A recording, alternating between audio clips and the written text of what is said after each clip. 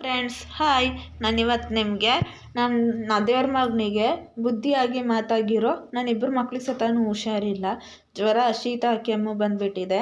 ನಾನು ಅದಕ್ಕೆ ಅವರಿಗೆ ಊಟ ಮಾಡಿಸೋದಕ್ಕೆ ಈ ಒಂದು ಸೇಬನ್ನ ತೊಗೊಂಡಿದ್ದೀನಿ. ಈ ಒಂದು ದೊಡ್ಡ ಜಾರಲ್ಲಿರೋ ಸೇಬು ನನ್ನ ದೇವ್ರ ಮಗನಿಗೂ ಆತನಿಗೆ ಬುದ್ಧಿ ಆಗಿರೋ ಆ ಮಗುಗೆ, ಈ ಸಂಜಾರಲ್ಲಿರೋದು ನನ್ನ ದೇವ್ರ ಮಗನಿಗಿರೋ ಮಾತಾಗಿರೋ ಮಗುಗೆ. ಇದಕ್ಕೆ ನಾನೀಗ ಒಂದು ಸ್ವಲ್ಪ ಸಕ್ಕರೆನ ಸೇರಿಸ್ಕೊತೀನಿ.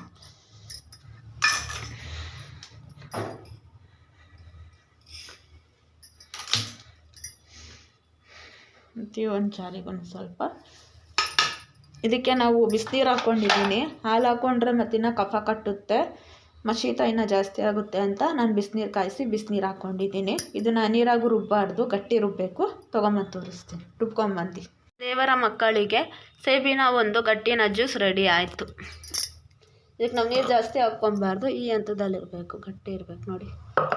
ಪ್ಲೀಸ್ ನನ್ನ ಚಾನಲ್ ಯಾರೆಲ್ಲ ನೋಡ್ತಿದ್ದೀರಾ ಲೈಕು ಕಮೆಂಟು ಸಬ್ಸ್ಕ್ರೈಬನ್ನು ಮಾಡ್ಕೊಳ್ಳಿ. ಬಾಯ್ ಬಾಯ್.